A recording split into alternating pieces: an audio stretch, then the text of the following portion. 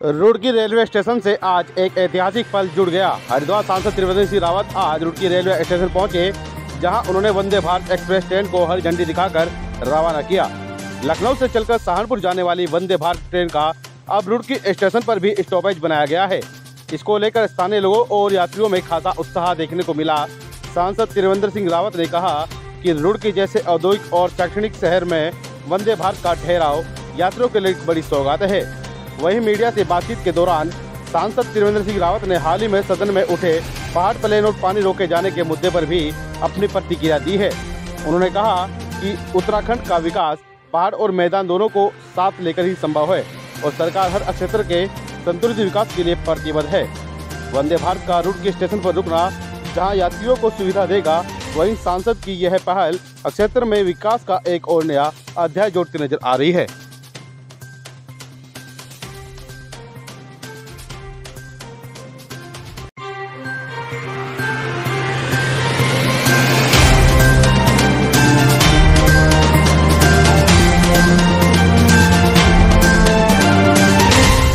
वंदे भारत जो माननीय प्रधानमंत्री जी ने देश को एक नई ट्रेन की सौगात दी है।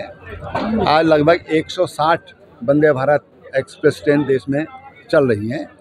उसी क्रम में आज लखनऊ से और सहारनपुर वाया रुड़की ये वंदे भारत जो रेल है उसका यहाँ पर हरी झंडी दिखाई गई। हम प्रधानमंत्री जी का, रेल मंत्री जी का बहुत बहुत आभार प्रकट करते हैं कि उन्होंने सभी हम जो यात्री हैं उनके समय के साथ साथ एक क्वालिटी जो यात्रा देने का उन्होंने जो संकल्प लिया था, आज उत्तम श्रेणी की रेल आज हमको मिली है। उनका बहुत बहुत धन्यवाद करते हैं। सर, इस समय हमारे 3 राज्यों का रजत जयंती वर्ष चल रहा है। उत्तराखंड 9 नवंबर, इससे पहले 1 नवंबर छत्तीसगढ़ और 15 नवंबर ये झारखंड राज्य का रजत जयंती दिवस है। उसी क्रम में तमाम उन आंदोलनकारियों को, उन राज्य निर्माण में जिन्होंने अहम भूमिका निभाई, उन सब को एक याद करते हुए और एक पूरे राज्य उत्तराखंड में आज उत्सव का माहौल है। तमाम तरह के कार्यक्रम चल रहे हैं।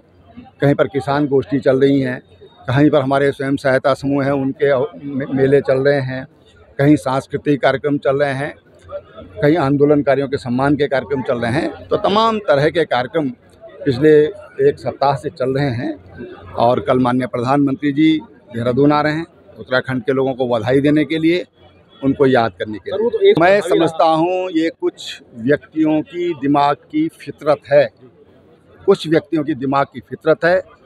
आम आदमी को इससे कोई लेना देना नहीं है। और मैं सब लोगों से अपील करना चाहता हूँ कि जो लोग अपनी रोटी सेकना चाहते हैं जनता के सिर पर, उनसे सावधान रहें। लेकिन भाई ऐसा है, देखिए, मूल निवास का एक सेट गाइडलाइंस है, वो पूरे देश के लिए है। उत्तराखंड से बाहर कैसे हो सकता है? तो सबके लिए, वो जो पूरे देश के लिए, वो यहाँ के लिए 1950 है।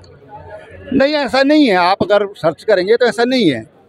संवैधानिक एक व्यवस्था हुई थी उस समय, क्योंकि देश का डिवीजन हुआ था, तमाम तरह लोग आ जा रहे थे, तो उसमें एक व्यवस्था बनाइए, हमारे संवैधानिक व्यवस्था है। तो मैं समझता हूँ कि उसका अनुपालन सबको करना चाहिए। पर मूल निवास के नाम पर भी क्या दिक्कत है? हरिद्वार भाई, हरिद्वार वाले तो इनके मूल निवासी हैं। यहाँ 50 लोग पूछ लो सर, बुला लो। नहीं, गलत है। भ्रम फैलाने की बात है। देखिए, हरिद्वार जिले में जो रह रहे हैं हरिद्वार जिले के मूल निवासी हो गए, यानी आज उत्तराखंड है तो उत्तराखंड के मूल निवासी। मैं अगर हूँगा तो मेरा मूल निवास कहाँ से बनेगा? पौड़ी से बनेगा, ठीक है ना? तो ये तो जिस जिले में हमारे माता पिता, हमारे दादा परदादा जहाँ पर रहे हैं, उसका एक सर्टेन पीरियड है, उसके आधार पर मिलता है। बाकी जो निवास प्रमाण पत्र है, स्थायी निवास है, वो 15 साल पर मिलता है। नहीं भाई, ऐसा उन्होंने कहा, अगर ऐसा कहा तो मैं उससे असहमत हूँ, है ना?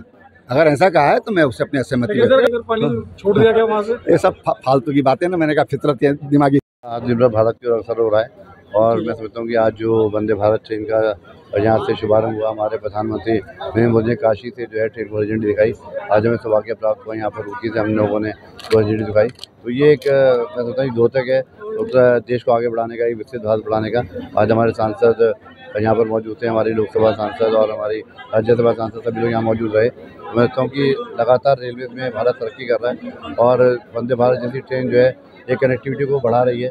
और जिस देश की कनेक्टिविटी अच्छी होगी, समय भी बचेगा और पेट्रोल भी बचेगा और काम जल्दी होंगे। और जब आर्थिक स्थिति देश की मजबूत होगी। स्थापना दिवस को लेकर क्या कार्यक्रम है कल? राज्य स्थापना दिवस, जयंती दिवस बहुत जोर शोर से मनाया जा रहा है। सभी में एक उत्साह है, एक ऊर्जा है। और कल हमारे यशस्वी प्रधानमंत्री नरेंद्र मोदी जी उत्तराखंड आ रहे हैं और मैं समझता हूँ कि इस कार्यक्रम के लिए एक अलग ही जुनून है लोगों के मन में और जिससे अधिक संख्या में लोग वहाँ पहुँच रहे हैं। और निश्चित रूप से प्रधानमंत्री ने पहले भी उत्तराखंड को बहुत सारी सौगात दी है और अभी प्रधानमंत्री जी आकर उत्तराखंड को एक अच्छी सौगात देंगे। और उत्तराखंड जो है चारधाम यात्रा जो सुगम हो रही है, रेलवेज बन रही हैं, रोपवेज बन रही हैं, रनवेज बन रही है। मैं समझता हूँ कि आने वाले समय में भी उत्तराखंड का जो आने वाला 25 का रोड मैप है उसमें कारगर होगा। कुछ विधायक बोल रहे थे, पहाड़ जो गरमा रहे थे, चिंगारी दे रहे थे, उन चीज़ों को लेकर आप क्या कहेंगे? देखिए, उत्तराखंड विधानसभा एक प्लेटफॉर्म है जहाँ सभी लोग अपनी बात रखते हैं और चर्चा करना, एक स्वस्थ चर्चा करना हमारा कर्तव्य बनता है। अगर हम विधानसभा में गए हैं तो मैं समझता हूँ कि सभी एक परिवार के सदस्य हैं और सभी मिलकर जो है चर्चा करी, पर चर्चा को बहुत लंबा न ले जाते हुए मैं सोचता हूँ कि सभी को